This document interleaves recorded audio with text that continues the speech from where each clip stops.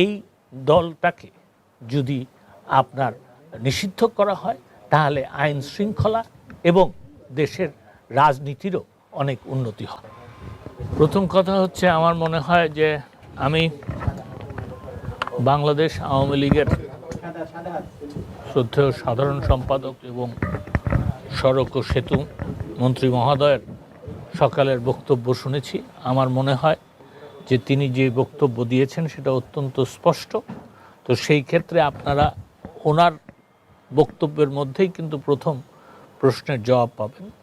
আর মাননীয় প্রধানমন্ত্রী আমাকে নির্দেশ দিয়েছেন, এটা ঠিক, যে আগামীকালকের মধ্যে একটা ব্যবস্থা নেওয়ার, এবং আমি আশা করি আমি কিছুক্ষণ পরে মাননীয় স্বরাষ্ট্রমন্ত্রীর সাথে বসব এবং সেইখানে আমরা সিদ্ধান্ত নিব।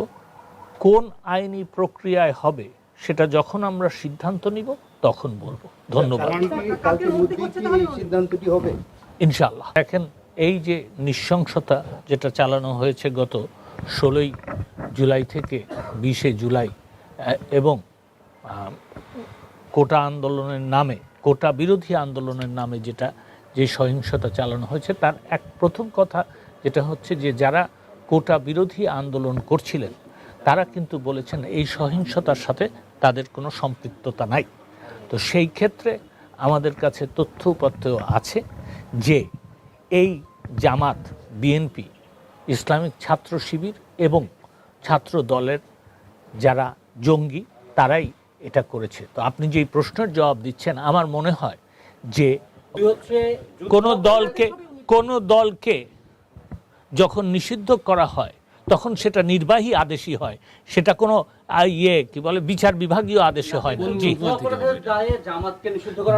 বিচার করার, যুদ্ধ অপরাধীদের অপরাধের দায়ে বিচার করা এক কথা, জামাতকে নিষিদ্ধ করা আরেক কথা।